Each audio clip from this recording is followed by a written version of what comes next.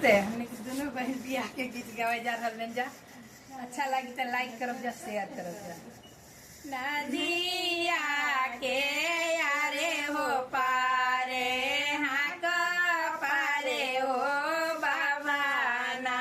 पुकार पारे हो बाबा ना मांगे ले बेटी के पापा नवा रंगा हो बजाना पचास थाना हो गहना कुसुम रंगल चुंदरिया चरा लागल हो मोतिया सूरुजा धाये हो ज्योतिया से सुनी कवना हो समाधि माथा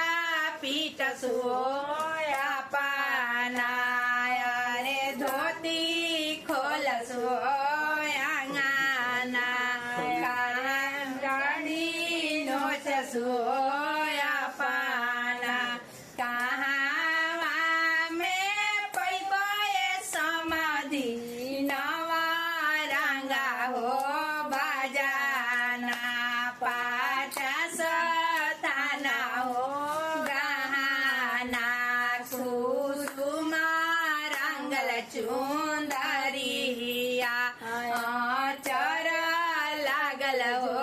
मोतिया सूरुजा ढहे हो ज्योतिया से सुनी कवना हो दुल्हा चली बैले हो पटना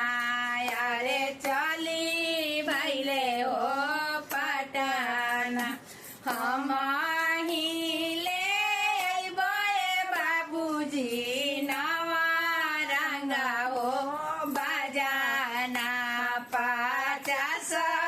थाना हो गहना कुसुम रंगल चुंदरिया चर लागल हो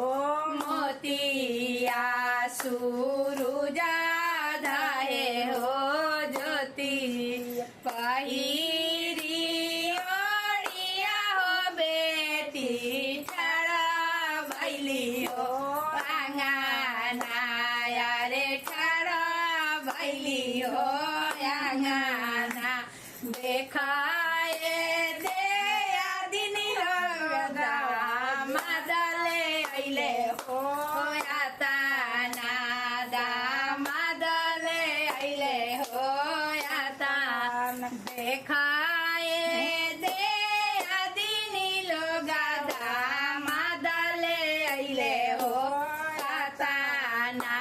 दामदले अइले हो यातना। धन्यवाद।